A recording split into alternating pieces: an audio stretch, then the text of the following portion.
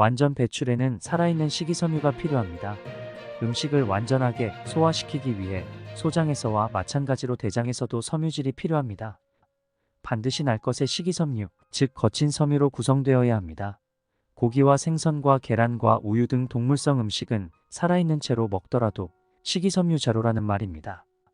특히 곡물을 분말로 분쇄한 다음 각종 화학물질을 투하한 공장 음식인 빵과 면과 과자 등은 대장의 내벽에 석고처럼 코팅을 남깁니다. 시간이 지남에 따라 이 코팅은 점차 두꺼워져서 좁아지게 합니다. 빨리빨리 음식이 빨리빨리 변비를 만듭니다. 조승우 원장님의 완전 배출 세 번째 시간입니다. 많은 분들이 CCA 주스와 채소 과일을 드시고 몸이 좋아졌다는 댓글을 많이 달아주셔서 정말 감사합니다. 어느덧 완전 배출 첫 번째 영상을 올린 지 3달이 됐네요. 저 역시 긍정적인 효능을 실감하고 있습니다. 그런데도 자꾸 해이해져서 완전 배출 책을 다시 집어들었는데요. 읽다 보니 댓글에 질문하신 것들을 종합해서 관련된 책의 내용을 좀 더 소개해드려야겠다는 생각이 들었습니다. 저도 책을 읽은 지 서너 달밖에 안 지났는데도 다시금 새롭게 다가오는 내용이 많네요. 영상 보시면서 다시 한번 채소 과일의 치유 메커니즘을 이해하시고 궁금증도 해소하시기를 바랍니다. 이번 영상은 총 8챕터로 1장 2주 동안 당근을 이렇게 먹었더니 의사들도 깜짝 놀랍니다. 2장 익혀서 먹으면 안 되나요? 3장 당뇨병이 걱정되는데 과일을 먹어도 될까요? 4장 채소, 과일을 먹으면 설사가 나고 몸이 가려워요. 5장 꼭 착즙이나 주석이로 갈아 먹어야 하나요? 6장 채소에 칼륨이 많아서 신장이 나쁜 사람은 피하라는데 사실인가요? 7장 기생충과 농약이 무서워서 채소를 못 먹겠어요. 8장 109세까지 살다 간 스승님을 소개합니다. 이렇게 구성되어 있는데 더보기에 챕터별로 바로 들어가셔도 궁금하신 내용을 보실 수 있습니다. 완전 배출 1편과 2편 영상을 안 보셨다면 보고 오시면 도움이 되실 겁니다. 그럼 불로초라고도 일컬어지는 당근의 효능을 먼저 소개해드리고 몇몇 분들이 CCA 주스를 마시고 설사 등의 불편을 겪으셨다고 질문하셔서 관련 내용부터 발췌해서 읽어드리겠습니다. 시작하기 전에 좋아요, 구독은 제게 큰 힘이 됩니다.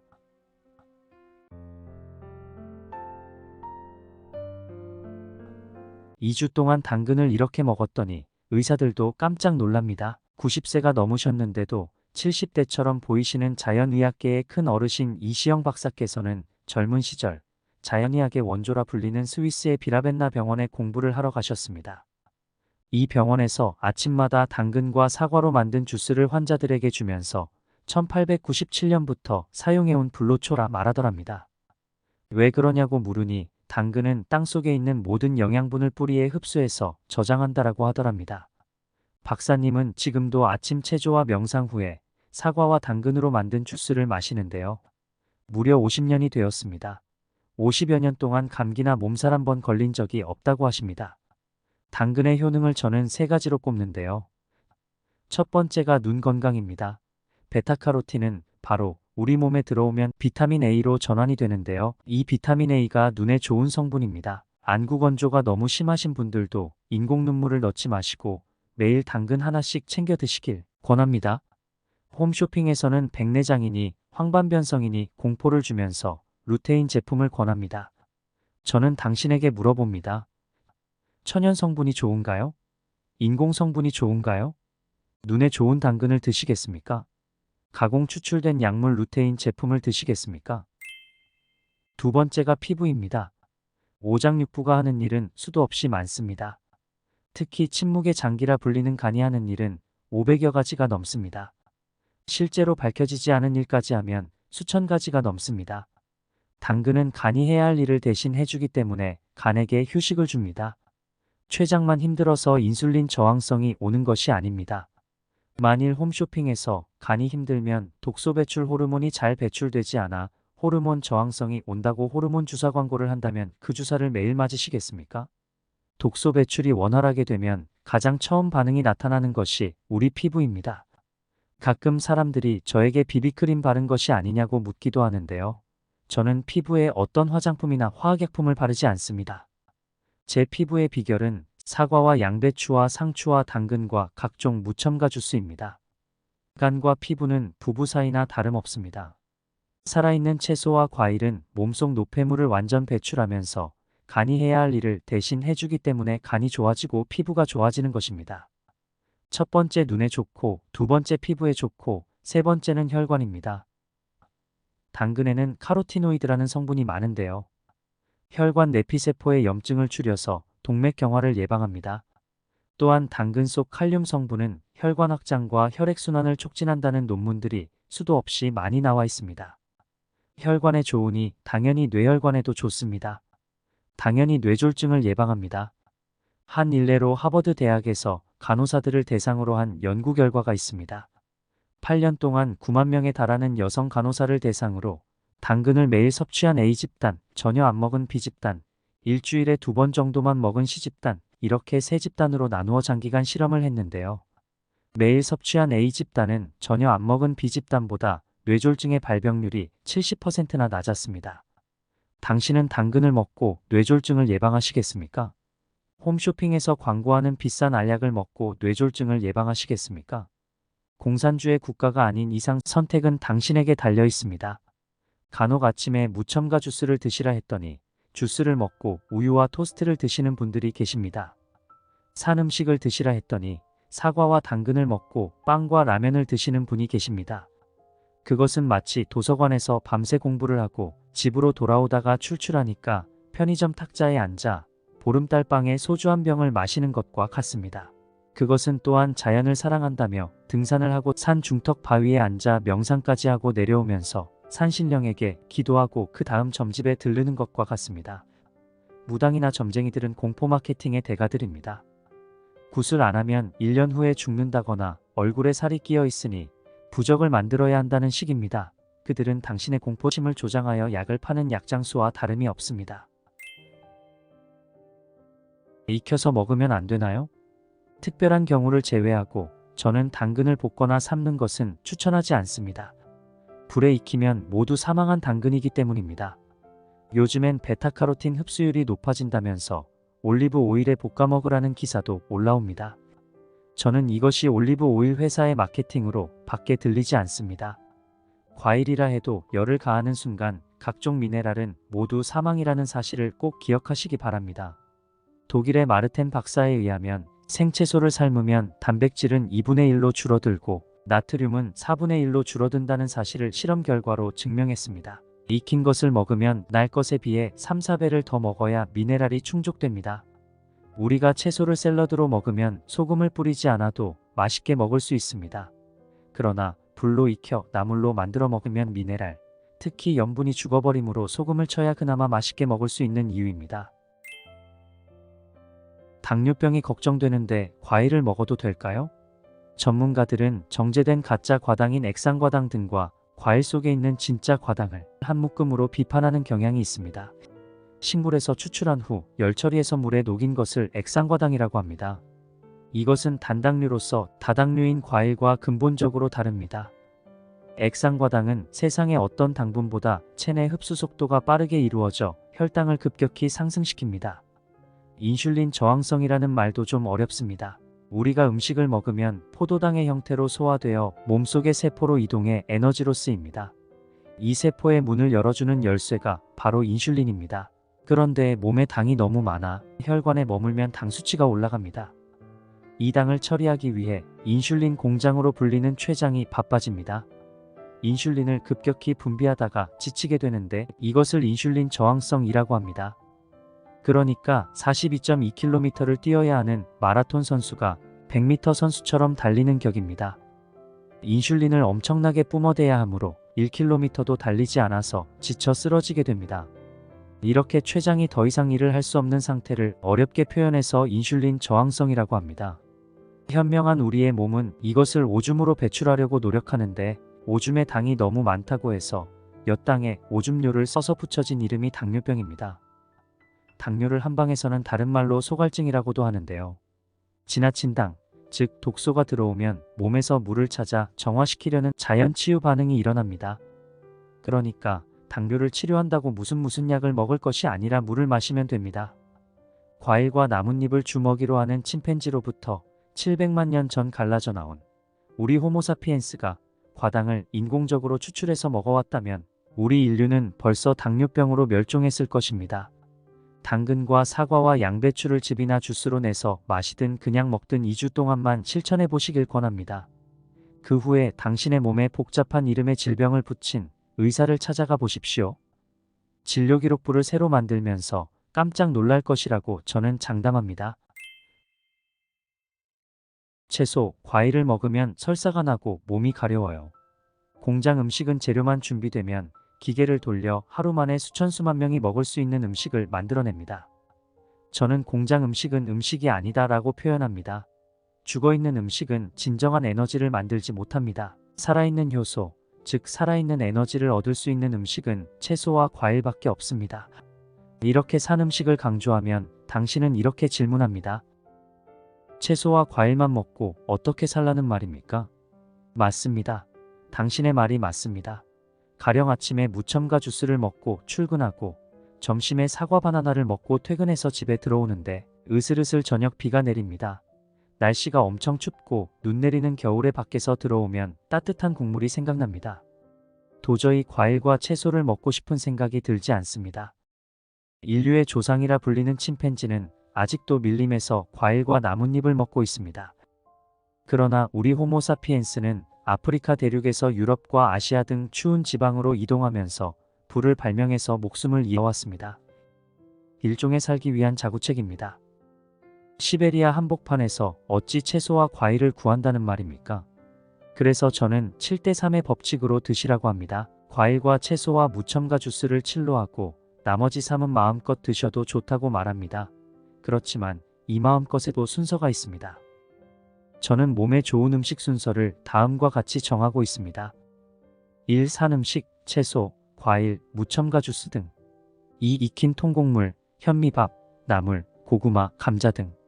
3. 각종 육류, 고기, 생선, 계란, 우유, 유제품 등. 4. 공장 음식, 빵, 과자, 케이크, 라면 등. 5. 가공류, 소세지, 햄, 베이컨 등. 1번을 주식으로 하고 2번을 마음껏 음식으로 하면 됩니다. 국물이 생각나시면 멸치 대신에 표고버섯과 다시마와 양파로 육수를 내면 맛이 깔끔합니다. 그 육수에 감자국이 생각나면 감자를, 두부찌개가 생각나면 두부와 된장 등을 넣으시면 됩니다. 따뜻한 국물에 현미밥을 해 드셔도 좋겠고 감자나 고구마를 쪄서 드셔도 좋습니다. 그 마음껏 음식의 삶을 위에 있는 2번 각종 익힌 통곡물로 채우신다면 당신은 100점 만점에 120점이 되는 셈입니다.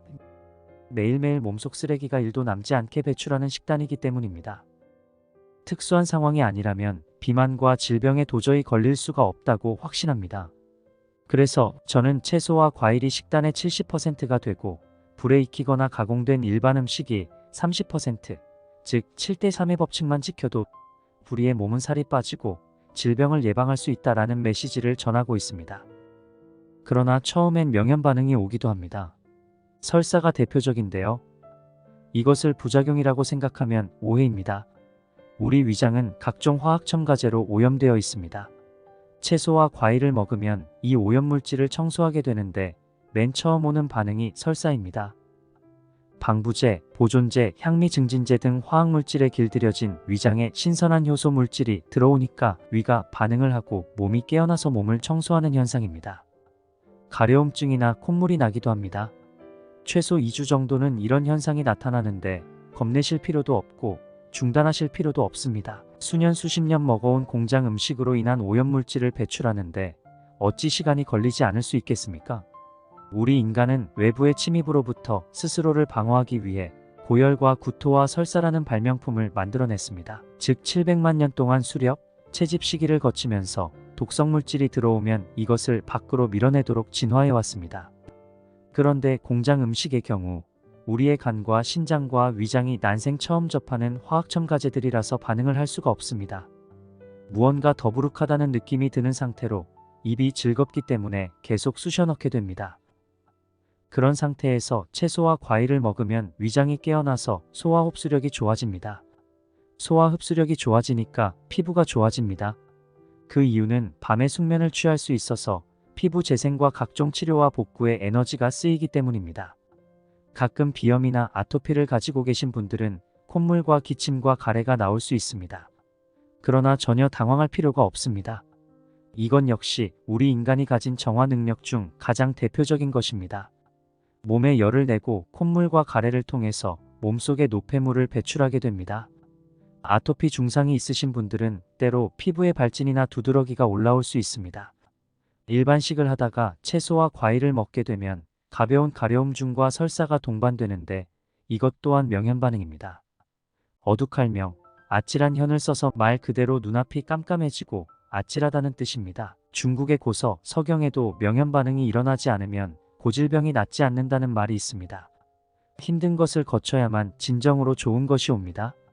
하늘에서 뚝 떨어지는 좋은 것은 모두 가짜입니다. 마약, 약물, 로또 1등. 반드시 대가를 치르게 되어 있습니다. 그것이 자연의 법칙입니다. 금연이나 금주를 결심하고 2주 정도 지나면 가장 먼저 나타나는 것이 가려움증입니다. 첫 2주 정도는 몸에 쌓인 노폐물을 배출하는 기간입니다. 가렵다고 피부과에 가서 스테로이드를 처방받으면 또다시 가려움증과 아토피가 계속될 뿐입니다. 우리 몸의 정화 능력을 믿으셔야 합니다. 커피를 끊어도 맨 처음 두통이 옵니다. 이것 또한 명현 반응으로 보통 2-3일 내에는 다 좋아집니다. 2주 정도 채소와 과일을 꾸준히 먹으면 아침에 쾌변을 보게 되고 몸이 가벼워지는 것을 느낄 수 있습니다. 특별히 따로 다이어트를 하지 않았는데도 3kg 정도가 빠지게 되는데 무슨 특별한 다이어트를 할 때 경험하는 요요 현상도 오지 않게 됩니다. 자연의 음식, 살아있는 음식을 저는 항상 2주만 꼭 경험을 해보시라고 권유를 드립니다. 왜냐하면 운동이나 다이어트나 금연 등 뭐든지 길게 잡으면 쉽게 포기합니다. 한 달 내내 채소와 과일을 먹을 수 있는 사람은 아무도 없습니다. 그래서 저는 맨 처음 아침만이라도 채소과일식으로 바꾸고 점심과 저녁은 드시던 대로 드시라고 말합니다. 하비 다이아몬드 박사는 그의 명저 다이어트 불변의 법칙에서 우리 몸은 3대 주기로 나뉘어져 있다고 갈파한 적이 있습니다.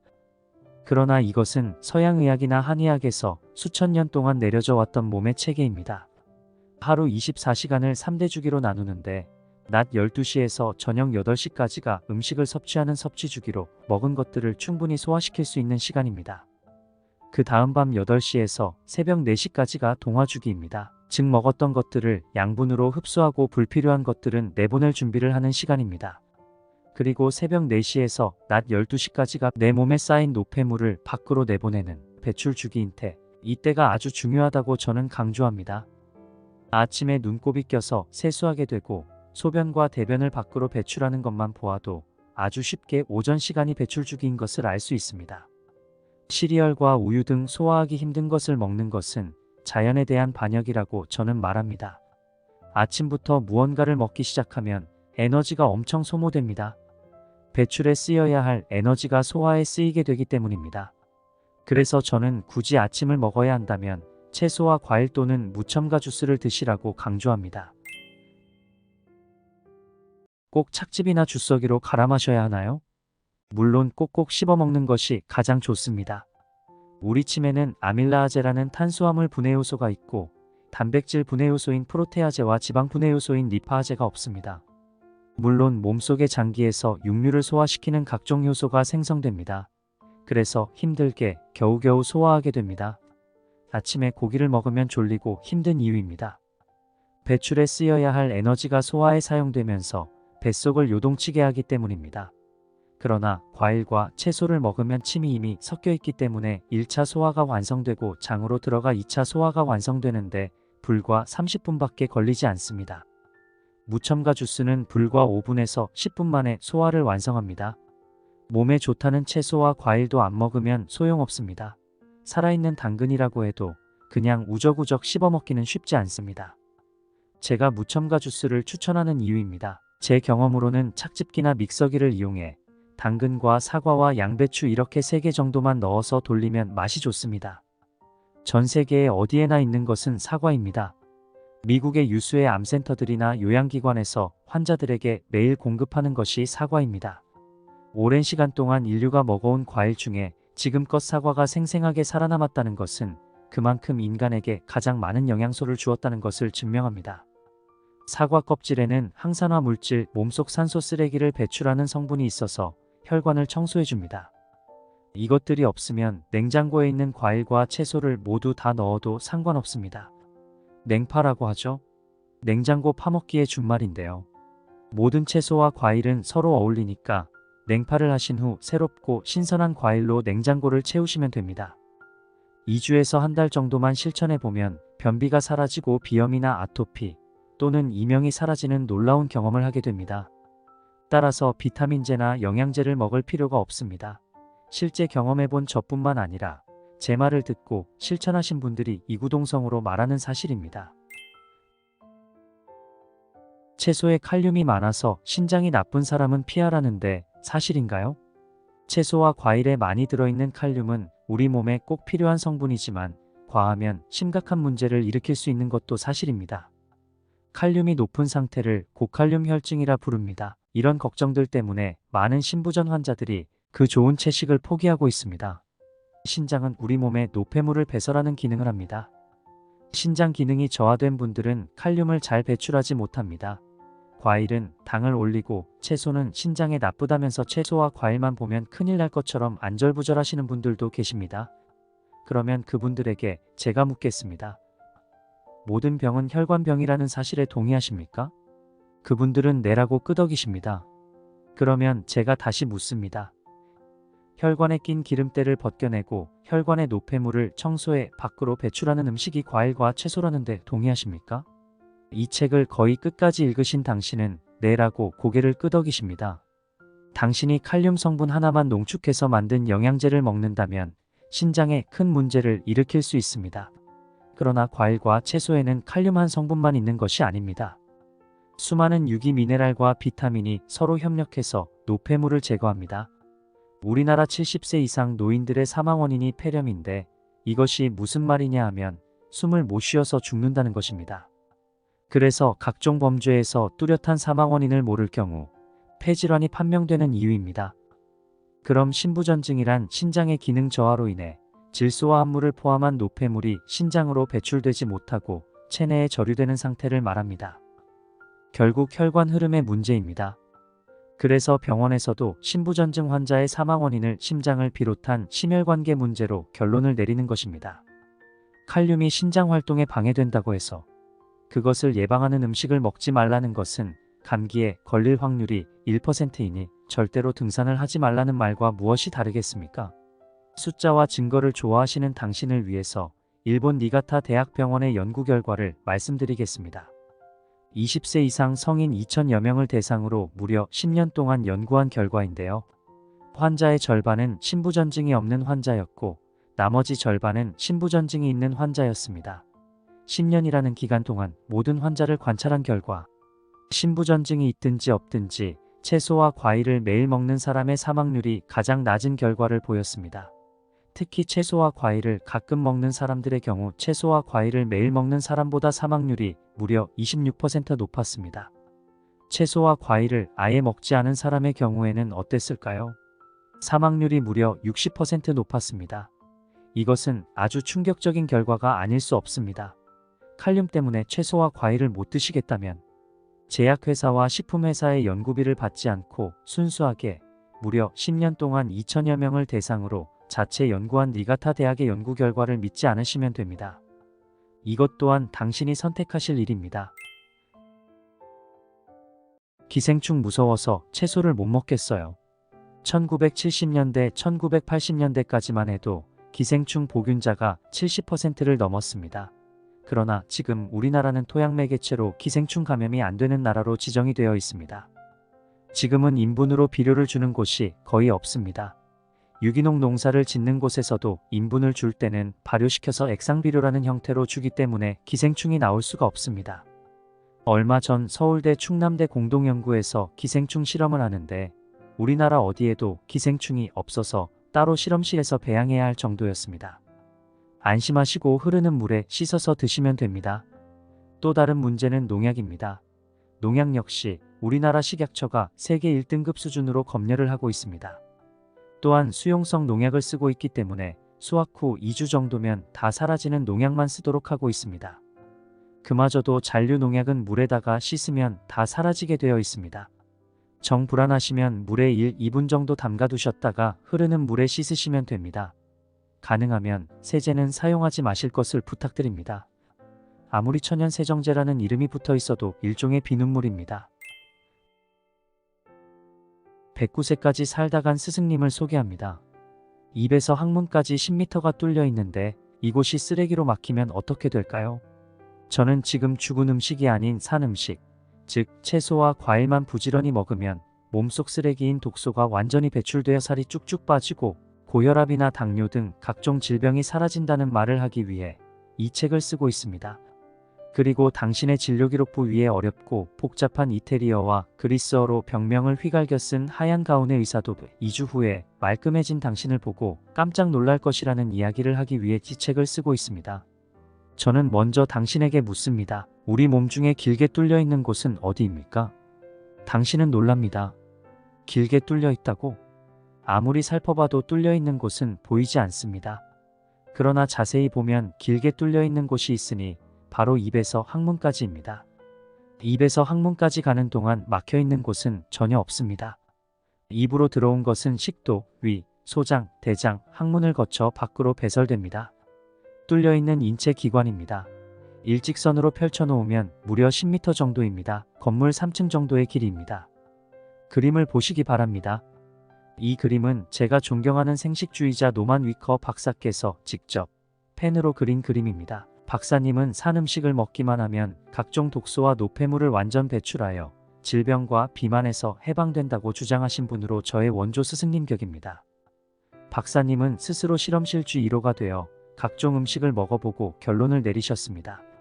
매스컴이 권장하는 각종 쓰레기 음식을 먹고 죽다가 살아난 경험도 책에서 묘사합니다. 그의 유명한 저서 젊어지는 법에서 다음과 같이 말합니다. 나는 어느 날 나 스스로를 실험실주 1호로 삼아 각종 실험을 시작했다. 내가 그 결심을 한 그날부터 식품업계가 이렇게 먹으면 건강해집니다 라는 충고에 따라 먹기 시작했다. 나는 거의 매일 밀가루로 만든 공장 음식과 시리얼을 먹었다. 그리고 엄청난 양의 우유를 마셨다. 이 음식들은 생명에 필요한 필수 영양소가 모두 들어있다라고 권위 있는 의사들이 주장하는 음식들이었다. 나는 무려 2년 동안 이런 음식들을 먹었다. 그러던 어느 날 아침 나는 침대에서 일어날 수가 없었다. 70kg이었던 체중은 100kg 가까이 불어나 있었다. 외향적으로는 정상의 영국인처럼 보였다. 그러나 어느 운명적인 날 아침 마른 하늘에 날벼락을 맞은 것처럼 침대에서 굴러 떨어졌다. 이 의사 저 의사 다 만나보았다. 의사들은 내가 몇 달 이상 살지 못하리라 예언했다. 간경화와 신경염이 생겼고 그로 인해 합병증이 발생했다는 것이다. 의사들은 우선 약물 치료부터 시작하자고 제안했다. 그러나 나는 그 제의를 거절했다. 몇 년 전 내 친구가 내게 했던 이야기가 생각났기 때문이다. 그는 자연치유 신봉자이자 생식주의자였는데 내게 이런 이야기를 들려주었다.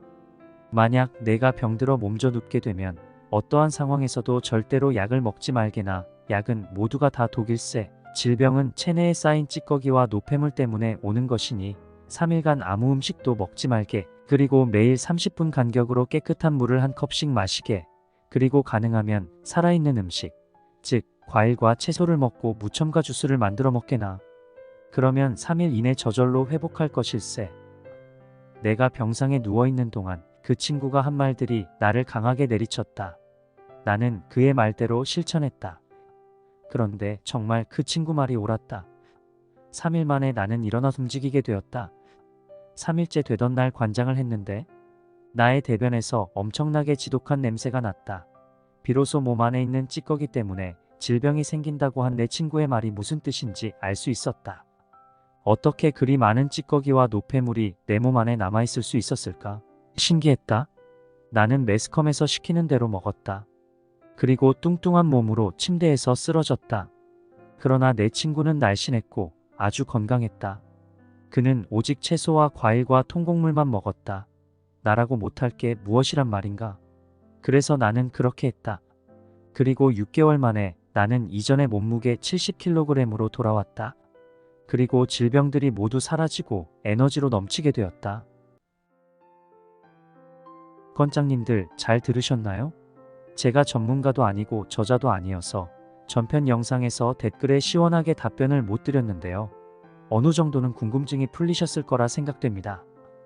아직 실천을 못 하시고 계시다면 조승우 원장님의 말씀처럼 2주만 해보시면 어떨까요?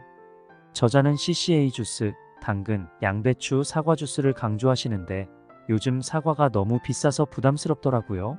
조승우 원장님이 채소, 과일은 이 세상에 나쁜 것이 없고 냉장고 파먹기를 통해 집에 있는 재료로 해도 된다고 하셔서 사과 대신 토마토를 넣었더니 맛있더라고요.